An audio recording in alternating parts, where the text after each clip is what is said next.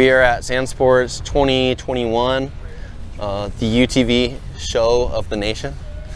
When I was here, I started going to Sand Sports in 2020, and it was all like badass sand cars. There was no such thing as side-by-sides. There was like Honda Odysseys and pilots and like a couple like the green Viagra golf cart and shit. But we're here, Eric's car is here. He did a light upgrade. We had to do some mechanical work.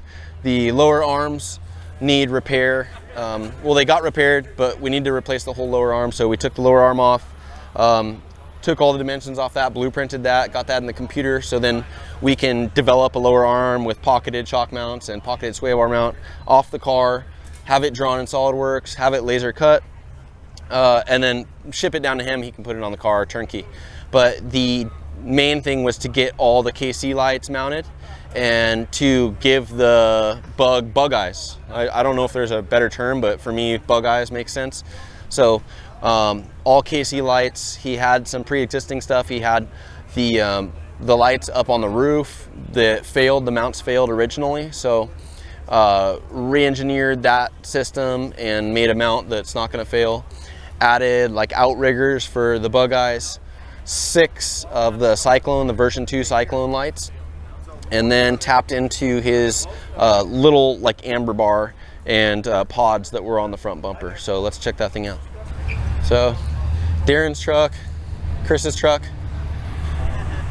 In a world here of all side-by-sides, it's kind of refreshing to see a couple trucks, and there's like a couple sand cars here, but it's just like, I think they should just rename this thing the side-by-side show, or OC side-by-side show. So right off the bat, you can see these guys. There's a little bit of trimming on the clip, but nothing crazy. There's like a big system. The chassis is pretty narrow, so there's like a big outrigger system, all like plate welded, blended, to get these where they work. And also like we took the shocks off and bumped everything just to make sure that the sway bar and the upper arm clearance were solid for the mounting. That's kind of what dictated the packaging as far as the orientation on X and Y planes of this stuff.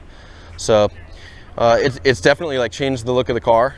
And then obviously redid the light bar, put that thing as low as I felt comfortable where your cone of vision is still good. There's 2 Cyclones under here that kind of complement what's going on with the suspension that are like in the chassis. We'd have to pull the clip for that. Then there's removable dome light, and then lights that also go down in front of the rear suspension that are mounted in the chassis. So this is all just like chrome ollie plate, 12-point safety wire. It's rigid, doesn't move. That's the thing, like with stuff like this especially. 1/8-inch chrome ollie plate versus like a P&O or a cold roll, it's dramatically stronger. So you can get away with having a smaller structure as long as your mounting surface is proper and not have to use a huge amount of plate for it. So other stuff too, Eric's been like a solid, loyal customer coming back over and over for like different stages of work. And we kind of established that from the start. Like he's like, hey, I got this stuff to do, and if you guys can do this stuff good, then I'll just keep coming for stuff that I have. And he's like stuck to that. The first like session of work was to beef up the suspension, add sway bars, and then do some aluminum work and ducting. The front, he had just the arms structurally maybe weren't the most rigid thing, so we reconfigured the shock mounts, added like a big structural shock mount to it, added a sway bar front and rear, did our own sway bar arms, integrated the sway bar mount into the chassis with like a kind of an integrated gusset, and then we had arms designed, upper arms, so they're still configured with the same geometry, but the actual design is ours. So those were welded and then shipped off to him. The same in the rear. Added the sway bar, fabricated custom arms for the rear, just like the front. The front are a little longer. I think these are a 7.5-inch spread. It works out on a IRS car like that, especially where we're locating these things, so the articulation isn't too crazy. Sometimes when you get a little T-Rex arm and you have a bunch of travel, it stresses that stuff out. We also built like a modular shock mount that ties in the trailing arm a little more. We also re-welded the arms the best we could just to kind of clean them up cosmetically. The cosmetic stuff was the door panel. The biggest stuff was the door panel. So all this is aluminum formed. There's 1 piece, 2 piece, 3 piece, 4 piece, 5 piece. So 5-piece door panel, all welded and blended and painted. The rocker panels on here, this is all a fabricated rocker panel out of aluminum, and then it's a tie-in to the belly pan or the skid plate under the car. Another thing we did, which was not the first session but the second, is we added a 1/4-inch skid. So the whole underside of this thing is 1/4-inch, which a lot of times you're running like 1/8 or something. But just what's been going on with this car, we wanted to have some kind of rigidity under there and especially protect the components. So all 1/4-inch. And then he slapped at LS Fest, he slapped the back off a double really hard, and the whole back of the chassis kind of readjusted itself. So we added more gussets, added another structural support tube. I reskinned all the back, put new panels on that breathe. And then the original thing too was keeping the car from running cool or running hot, and it was just, there was nothing you could do. Like there's an intercooler in front of the radiator, and with the windshield in, like these things just didn't do shit. So we built these like NACA style ducts that just force air into there, and all the problems went away. So it just runs cool all the time. There's a couple more trim pieces that are up front that just kind of block this off. This was all exposed, so like if you were sitting driver or passenger, you would like see the ground, and you know, if you're in the sand and you turn, it would just cut, you'd get a mouthful.